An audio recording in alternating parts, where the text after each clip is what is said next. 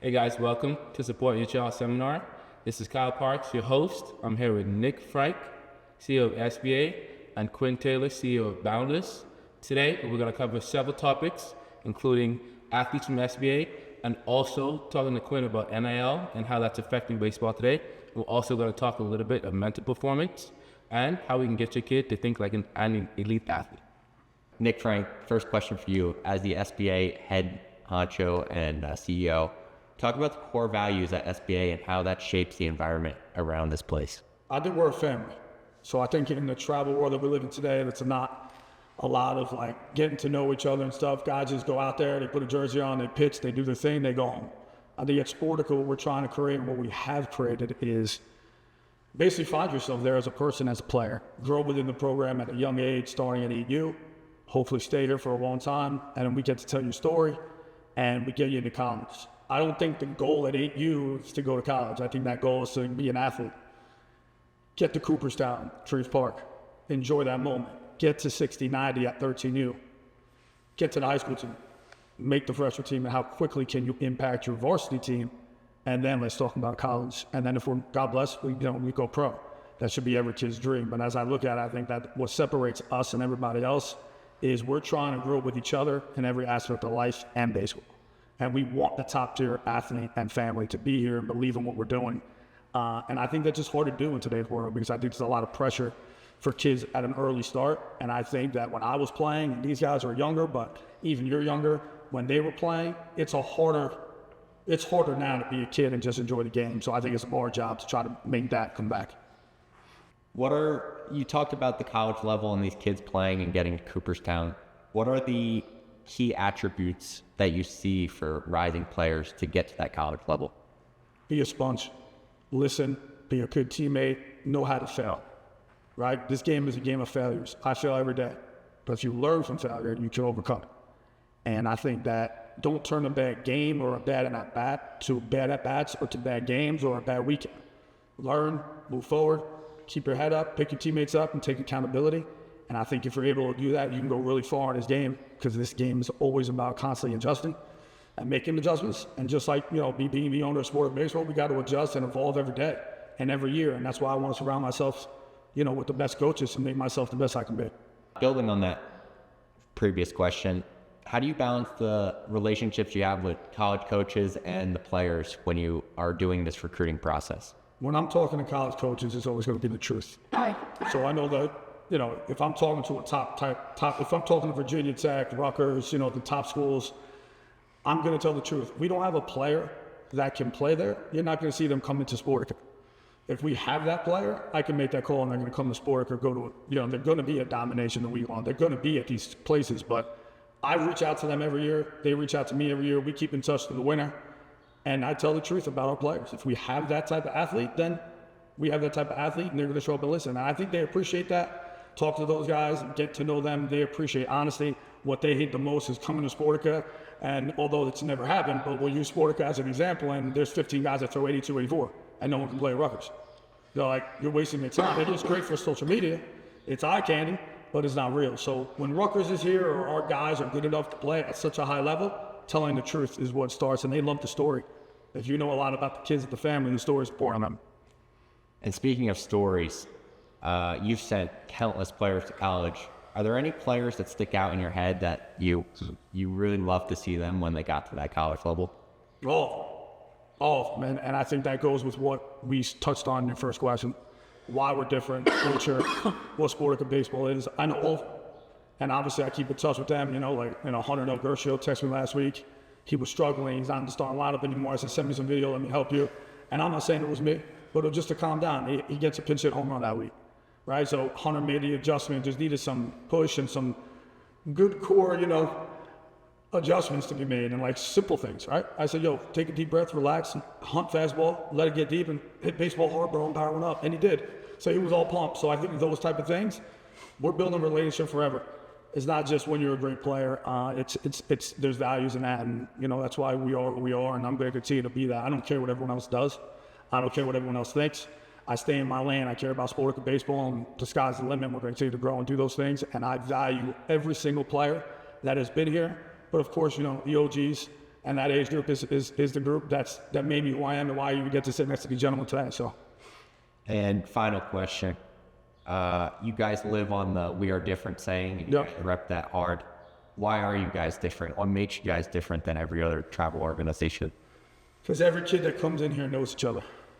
With whatever age group they play, they know every kid. There's not new kids walking in here every day and we're getting to know that family or that kid. Obviously, there's going to be a lot of retention, which I've always talked about on SBA Insiders. Our retention is very good. It's not going to end great for every family or player. But why our values and why we're different is because we show up to the tournament with the 15, 16 guys for the older groups, and we go to war. And we're going out on the S. Win or lose, we're going out on that. And it's not going to be anyone who doesn't know what that means. So we're different because we go to war for each other, and we fight for each other. And I think that's a great thing. And again, shout out to Alex Proja, because he came up with that saying and I stuck with it. So that's why we're different, because these other organizations barely know their players. So scouts are going to go up to them, they're going to ask them about, hey, tell me a story about, and can you persevere and stuff? And I'm sure the coaches have the answer, but is it real? Is it? I don't know. I guess that's for everyone to understand if it's real. I think I know the truth for the most part. I will always respect everyone who does this, but I know when I speak about a player, I know it's the truth. I know when our coaches speak about a player, I know it's the truth. I know their growth. I know what they've struggled in. I know what they persevered with, and that's why Sportica baseball is different. Quinn Taylor, CEO, founder, Boundless Ventures, Boundless Athletics, former college baseball player, and sports agent. Talk about what Boundless Athletics is. Talk about the relationship you have with Sportica baseball and how this has impacted the players of New Jersey, because you, just like Nick Frank, you've put countless players into college. So talk about that impact and that relationship. Yeah, Boundless Athletics is a sports performance company based in Sportica, and I've gotten tons of help from Nick Frank here at SBA, including Kyle Parks at EME, merging together just to create a good position of where we're at right now. You know, obviously, we're trying to obtain as many partnerships as possible outside of SBA too, but right now SBA is our home, and we've merged together to be able to help their athletes and continue to grow this thing. And as far as, you know, what it means to us, it's a place where kids can start to continue to grow in their game, but also grow as human beings too, because I think that's the biggest correlation to where athletes become the best people is inside of a weight room, inside of the training circuit, you know, inside of working with high-level coaches, and bringing it all together just becomes where they can become the best player they can be. And talk about the resources that you provide to these kids trying to play college baseball and trying to develop themselves. What does this space mean to you, and how do you make it the most beneficial for these kids? Yeah, well, the resources, you know, are extensive, from not only the performance side, not only now bringing Kyle Parks in for the sports psychology side, and Coach Nick being at SBA, helping players get into college and learn what it takes to play at a high level. But, you know, then it's the NIL aspect too, right? Where coming soon, we have an NIL app called the Boundless app that's going to have a marketplace to allow athletes to work, become their own business, and start working with different brands around the country, regionally and locally. So those things allow us to provide as many different resources, but also the new cutting edge resources that now the game is headed to, right? College players and high school players are becoming such a brand, and they're able to market themselves in such a way that now they become, you know, highly exclusive to not only different brands, but to other places that they go and train.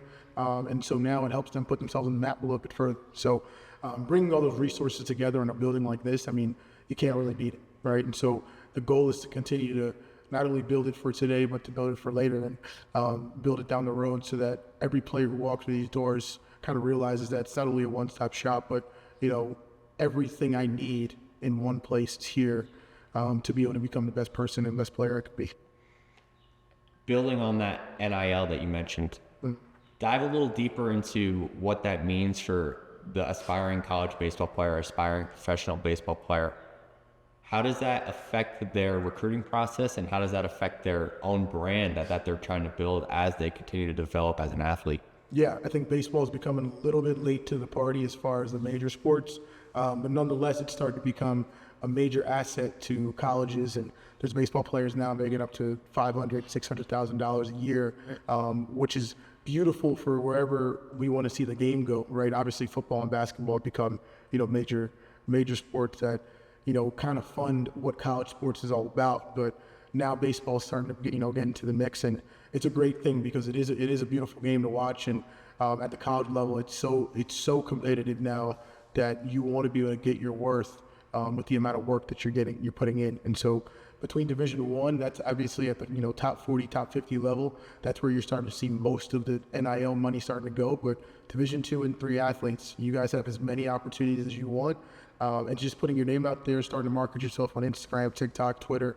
all the different places, and starting to reach out to brands and help yourself get an agent as well if you have trouble finding those brands that, with the amount of time and energy you put into training the sport. So, for us, it allows us to be able to help them and start to see them earlier.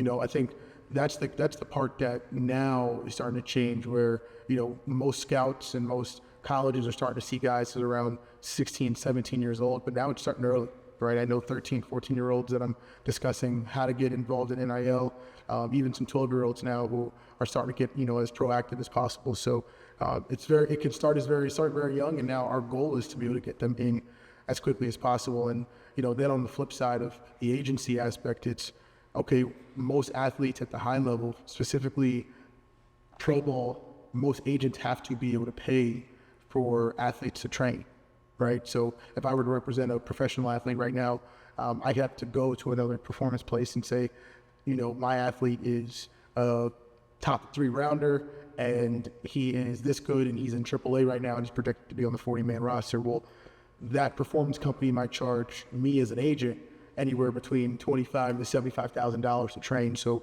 one of the best parts about why we do this at Boundless Athletics is to kind of, beat the middleman to a degree and allow our players to have a place to train and be able to also play professionally, where they get to keep that money in their pocket, including the agent. So it allows us to be able to truly grow in multiple ways. So in the grand scheme of things, how many athletes do you currently represent, and what are your plans for the future in sport of baseball, EME, Boundless Athletics? What's your plans? Yeah, I represent 12 athletes right now, seven baseball players, 2 professional, and 3 women's basketball athletes, and 1 women's rower is at University of San Diego right now. So shout out to Jess. And as far as the plans we have here, I mean, that's a pretty loaded question, I would think, for all of us. There's so many different things on the horizon that I take to Kyle every single day. I'm sure he'll get into it a little bit later, but we always say we're 1 or 2 moves away, right? And what's beautiful about that is that we know the moves. So, being able to execute them, makes it feel like it's already in your hands a little bit. So, but as far as what's next, there's an app that's coming that's going to start to get integrated into the sport of baseball interface of whatever we're all doing here, among other things that go on inside this building. There's higher level training, there's assessment recruiting, there's tournaments that are coming, there's media things that we're going to do, not only for SBA, but for Boundless and EME. I mean, the list goes on and on, but, I can't tell everybody about those things yet. So, but right now, I think it's a really cool situation and where we're heading. And the best part about it is we got a good team doing it, and we got good people who care about the kids, care about the athletes, and it's going into a place where I think people are going to be surprised where it ends up. And to touch on that, off what Quinn said, we're just getting started. Everything was really. Kyle Parks, CEO and founder of Elevate, Maintain, Evolve. Sports psychology has become a wave for athletes. Talk about the stigma around sports psychology and why it's so important for athletes coming up to start training their cognitive. Yeah, so one of the biggest stigmas that most athletes feel as they look at working on their mental performance and just mental health as a weakness. And in turn, one of the things that, sports psychologists and like such as myself, we've been trying to push that narrative of helping athletes to see that if you work on your mind, it actually helps you to perform better. And some of the best athletes in the world actually work on their mind every single day. So just getting used to being okay with failing, not doing well, not feeling well, learning how to balance sport and your own personal life it's a skill. It's something that does take time. It's something that does take intentional work. So just being able to balance that and be intentional with how we train our mind to do well and to play sports. So I think one of the biggest stigmas is that it's seen as a weakness, and something that's starting to happen, and that's just due to, you know, people shedding light on it, athletes coming out, speaking out. I know that there's a football player from the Falcons. He spoke about how he struggled with NIL deals and keeping up with it, college, and just athletes being honest. I think there was something that back in the day and a couple of years ago, people that didn't want to talk about it because it made them look weaker. But now we're kind of seeing that there's a support system with mental health, and that's through, you know, just a push in sports psychology. So that's one of the stigmas that we're looking to move on from, and just looking at mental performance and mental health as something that needs to be worked on regardless. And you're not weak for doing so. For Elevate, Maintain, Evolve specifically, what is the approach and how do you train these athletes to become so mentally powerful and translate that into their sport? Yeah, so funny enough, we were just talking about this earlier. So we have 4 pillars that we base performance off of.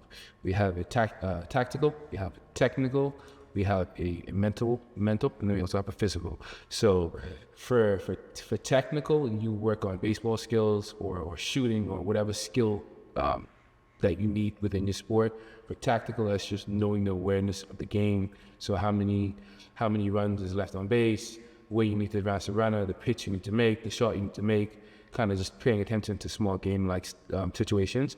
And then on the mental side, you know, being physically gifted is one thing, but you cannot be as mentally strong.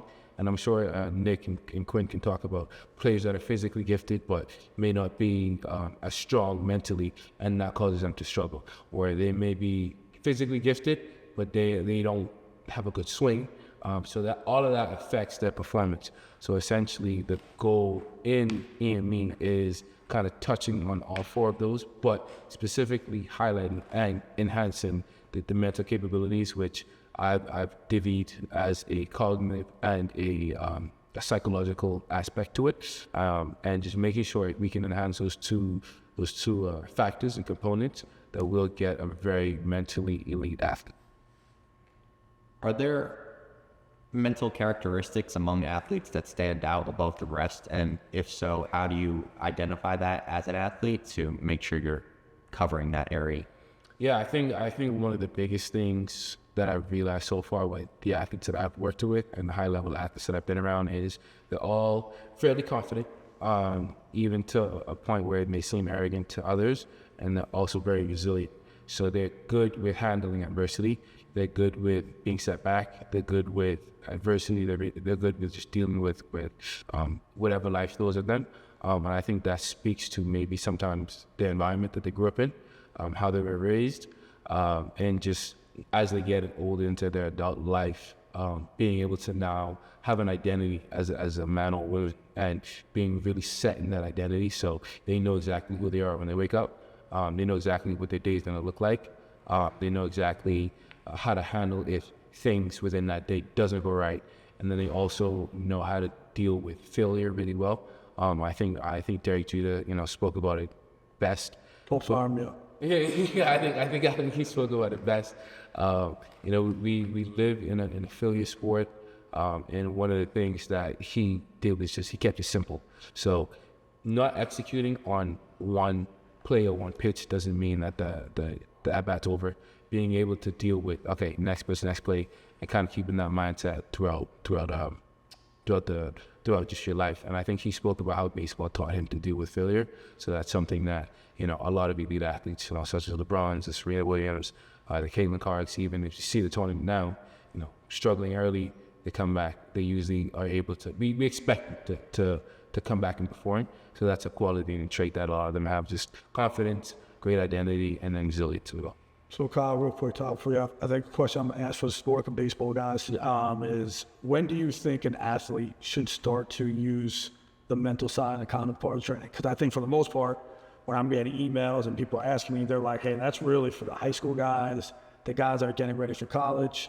And I don't really tend to agree with that at all. Yeah. But I think perception of what people look at and what's real and what's not, I think that's a good question for you to answer to our sport of baseball families and anyone who might be a part of it wants to do the training. Yeah.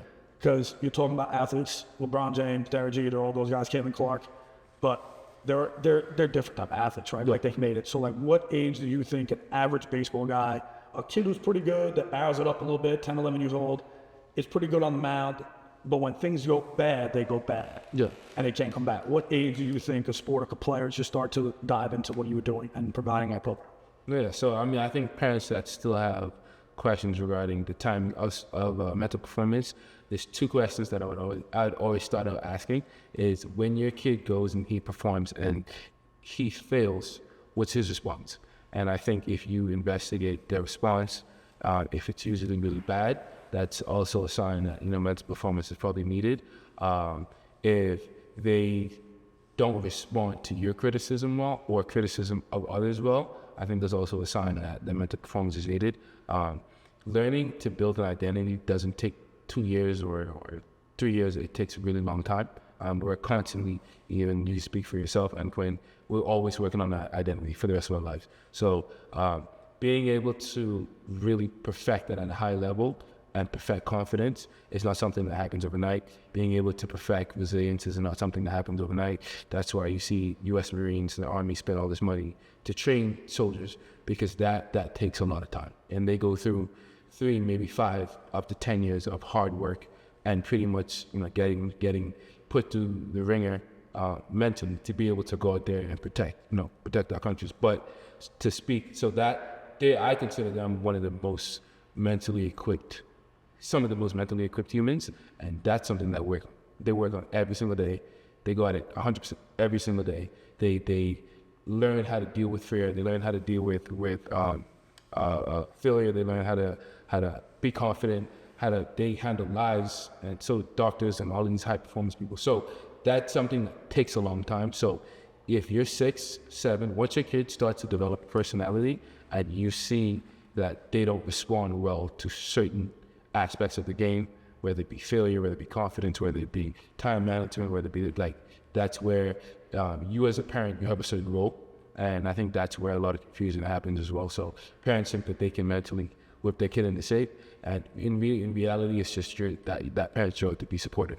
And I think that's the big mistake that a lot of parents make. They try to be the mental performance coach, the skills coach, and the parent. And I think, you know, one of the things I've learned in grad school and just throughout all the school is you can't be every role.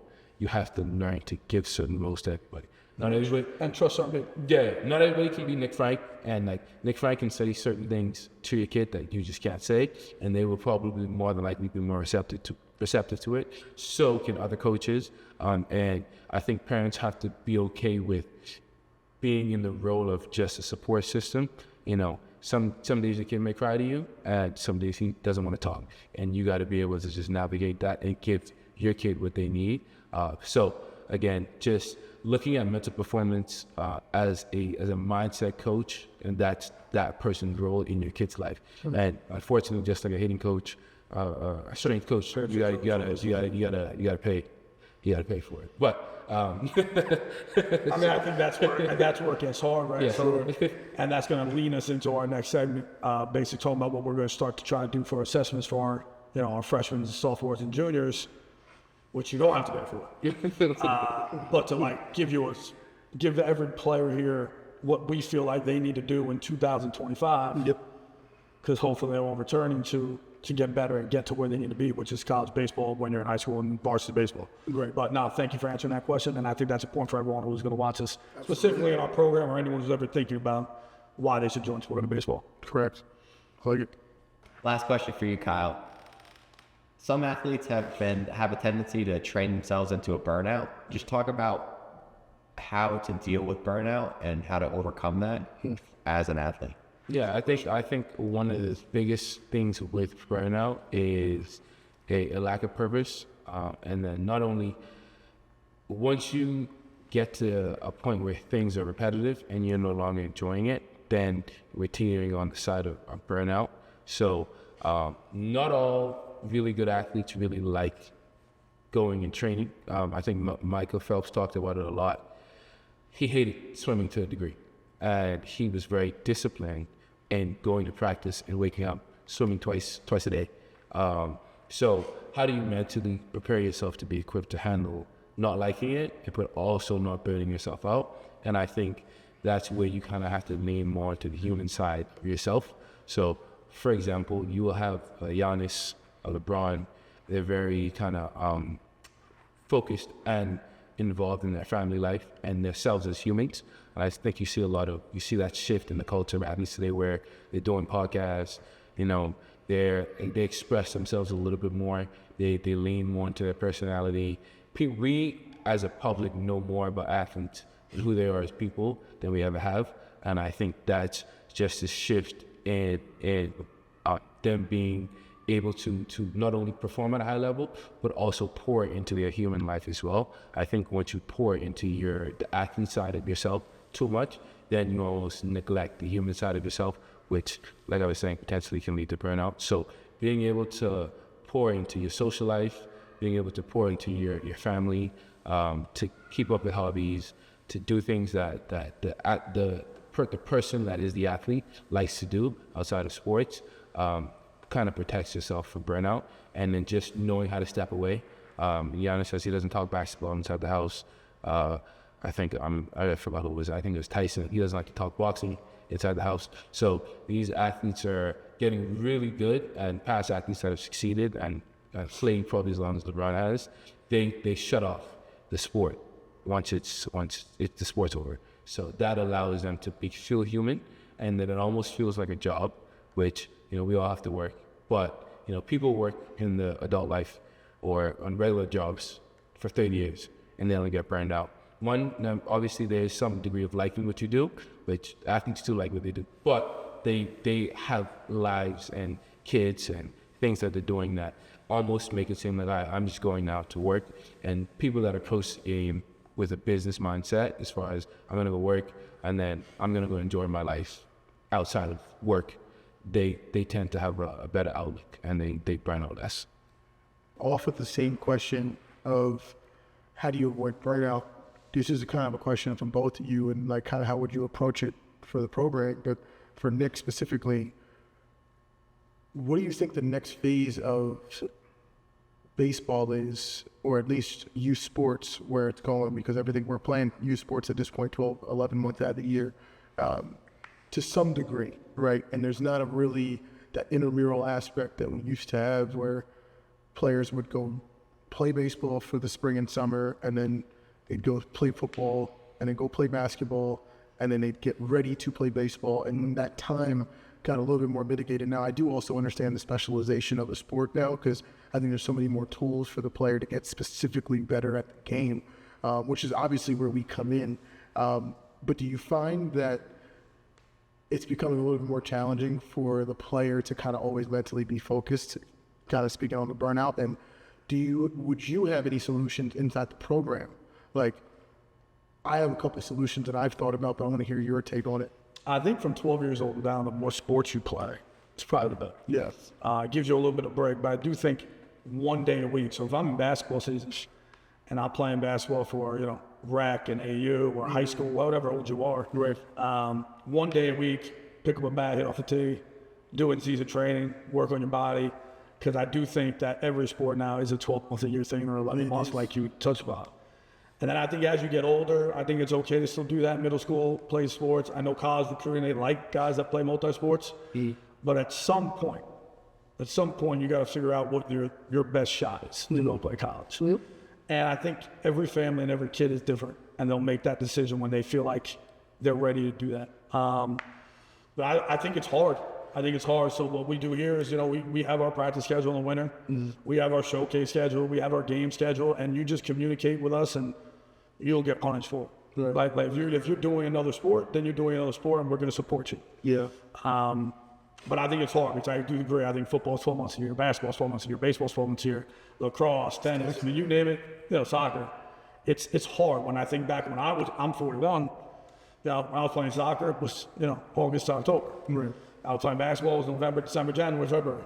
Baseball, March. Where I'm picking up a bat, I'm picking up my liquid metal blue bat. And, you know, beginning of March, 8 days before tryout. So now I think it's important to at least stay doing something with every sport. If you're good at all three sports, God bless you. You should play as long as you can. But I do think there's a time when you're going to have to make that decision. But just like being a PO, I'm not going to make that decision for you. Right, right. I'll talk to the family. I'll speak to the family. I'll talk to the trainers. I'll talk to everyone who's important in that kid's life, and we'll make the best decision for them and the job. Right. Or the young man at that point. I mean, I don't think there's any other way to do it, but I'm interested to see, you know, what you feel about that as well. Yeah, on the just as far as what we can kind of tweak here and like work on and continue to enhance is, I think inside the gym, one of the things that, you know, Quinn and I had talked about is making the gym more of a home feeling. You know, we want to get some TVs on there. We want to actually, but maybe even get some game consoles and a perfect world. Make this a place where kids enjoy to come to. And I think we've started to get there because a lot of kids start to hang out. You know, they bond in there. And that's something that I'll always, and Diego, our head trainer, we allow, we want them to do is to almost hang out, talk, play some football, goof around, you know, after that workout and, you know, work's done. Just because I think it allows them to take a little break. It's almost like a little reset. So as far as in the gym, I know we were going to add some stuff to just let the kids relax, kind of chill out, watch some sports, you know, hang out for a little bit. And then I know with SBA, they've done a good job with the scheduling and the games, allowing kids to, you know, navigate playing different sports. You know, have a life. You know, I hear a lot of, you know, kids, they come from a lot of different religious backgrounds. So there's events that they have to go to. There's different things that they're doing. So I know Nick has been very supportive of that. And allowing kids to almost be a kid and, you know, just live that time in their life, because you only get to be 11 once, 12 once. So you want to go to that birthday party because it probably will be another one for, you know, another year or whatever the next one is. But just allowing them to be kids, I think Nick has done a great job with that so far. And, you know, just allowing them to really get in practice, get as much work in as possible, you know, do different types of training and just be kids. So that's, you know, that's been a big forefront change that I've seen since I've been here, and one of the biggest things I noticed. So, happy for that. It's awesome. Good stuff. Anything else you got for me today? Or anyone have? Yeah, I do. I mean, I only got one more question, but it's something I've always thought about too, especially from different organizations. I think that the way we grew up is a little bit different, obviously, than the kid now. You're still a baby. You're young. I am, but even in that, like the youth that I have is much different than the youth that we have now, with the way that people view the kid and what their obligation is to that player, to the masses, right? So like for me, like when I go on trips to a tournament or something like that, and like I brought a few kids to the Boston Red Sox game, right? And how important is that to like you guys in general, like when you're in this type of experience? Because I think that's starting to not, I've been in organizations where that wasn't the primary focus, and like it was just almost transactional in a way. And I respect the people where it has to be transactional for them because everybody's got to live. But, you know, I think that's where the best ones thrive, is being able to kind of bring people along, even outside of just the obligation of letting them play high level baseball. It's so much more than that to me. And like, how do you navigate that throughout the summers and being able to kind of, you know, do more and also maybe get less, right? Because sometimes it's a thankless job. You know? It's a thankless job. Yeah. Right. So I think that's a great question, and I think I navigated pretty well. So, you know, the 27 guys that were the first 27 batters up there are a little different. We go on a trip, it's a vacation. When we stepped between the lines, it was business, and we went to war, but we knew each other so well. Mm-hmm. So we felt behind or things didn't go our way, we just stuck together. But I feel like that's harder to do now. Right. Because I just think it's going to get harder to do it. I just think it's an individualized sport. I think every family has a hidden agenda. Not all of you. I love most of you. But at the end of the day, like, I just think it's hard. So I think as a coach on a trip, I would say, like, I want my nighttime, when I shut down for the night, I want to go into my room and chill. I don't want anyone to bother me. I need an hour and a half to do what I need to do and relax and be me. But I think it's important to spend time with the players and the kids and the families outside of that tour. Right. Because you want to get to know the family. You want to get to know mom and dad. You want to get to know the kid outside of between the lines. Right. Because between the lines is going to be a different kid than the kid that isn't playing the game at that point. For sure. And I think that just helps his growth. It helps you understand that kid. And it helps you understand how to coach that kid. You can't coach every kid the same exact way. And I think that's what I've learned and what I think I'm pretty good at. I want all our coaches to be good at is, if I have a kid who's a little sensitive more than the other guy, I'm not going to go after him if he makes an error or try to get some out of him that's not there. He doesn't know that it's not there yet. Right. So it's time for me to show him that. It's going to be in a different way than it's going to be with a guy that I know it's there. Yeah. So I think spending time off the field with your team when we go to all these tournaments, right? Spring break's coming up. We're going to be playing like crazy. I think it's important to have a team day. I think it's important to go do something with the kids. You know, the biggest fear is, you know, and I've been burned, and every coach has been burned, I'm sure you guys is, sometimes, you know, people have hidden agendas. And that's going to be, you know, I got to worry about that with coaches. I got to worry about that less. Right? I mean, just in general. So that's my issue. Some bad dudes out there. And so I'm going to let you in. We're going to have dinner. We're going to hang out and stuff. But the people who have been let in, I mean, they're hanging in the rafters. Oh, yeah. Right, so like this is a different Nick now. This is a Nick that's grown up. This is a Nick that knows and sees the business and the values, and it's going to be the same guy on the field, the same guy who owns Sports Baseball. Going to be that guy to get the best out of the kid, and our coaches are too. But I have a boundary, and like if I start to see that like it's something where hey, like come on man, like you know we're close. You know you bought me a drink or you bought me dinner. Or, it's not gonna work for me. It's not gonna work. I'm gonna buy you dinner. I'll buy you a drink, so that we have that respect for each other. Because I just think that anyone will do anything they can, you know, to get somewhere they want their kid to go. And I think it needs to happen, you know, because your kid's that good or your kid's work ethic is, and we notice it as a staff.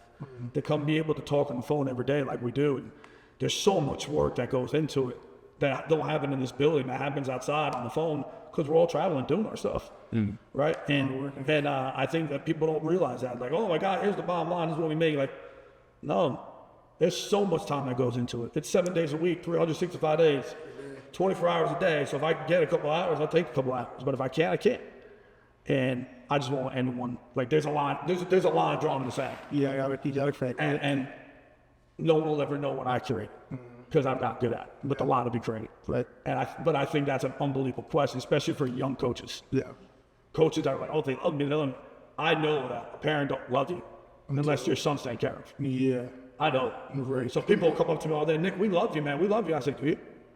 I'm loyal. What's your loyalty definition? What's my loyalty definition? It could be two totally different things. Right? So I think we've done a good job, but everyone's definition of all those things are different. I know what my culture definition is. I know what my family definition is. I know what my loyalty definition is, and I know what to trust and what not. But I think everyone here has to be able to do that with the teams they're coaching, based on what we are giving them feedback, based on the athletes that we're training. Right. Because the more you know about the player, the better off they could be in life, and obviously to excel in baseball. Absolutely. Or anything else, for that matter. I think that's a great question. I do. So this is Kyle Parks, your host. Thank you guys for tuning into your first Support Your Child seminar, hosted by Boundless and Elevate, Maintain, Evolve and SBA. Right now, we're going to let Nick Fike close us off and give us a send-off. I appreciate that, Colin. Obviously, Quinn, thank you, and this has been fun. Absolutely. But thank you.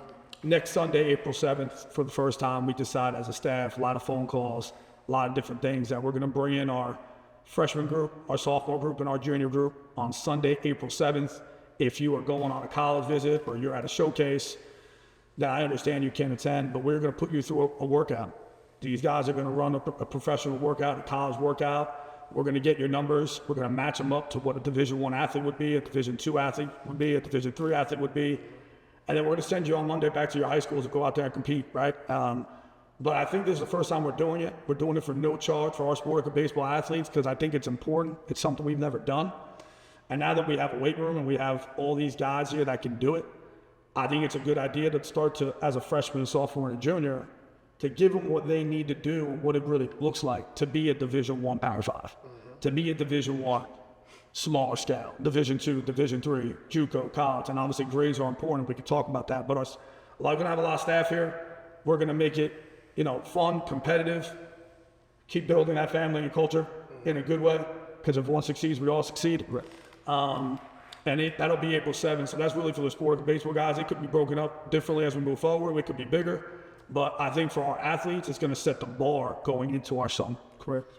And then obviously we'll do it again before the fall, and then at tryouts and going into 24 and 25 in the middle of October, we'll be able to kind of tell the athletes throughout those that did it 2 or 3 times where you should invest for your son to get better and get where he wants to go, based on the metrics that we provide you next Sunday on April 7th. So we're looking forward to it. I appreciate everyone out there for, listening, Sport of Baseball, all the parents, all the players. We wish you guys nothing but the best at high school. I know opening day's on Monday, so go get them. And, you guys need anything, we're here. But I look forward to seeing everyone April 7th, and I appreciate it. And thank you, Kyle Parks. Thank you, Quinn Taylor. Thank you, Tyler. And the sky's the limit. We'll continue to go. So, Sport of Baseball, we're coming. Boundless Athletics, we're coming. EME Performance, we're coming. And all together, we're going to be great. So I'll see you real soon. Thank you.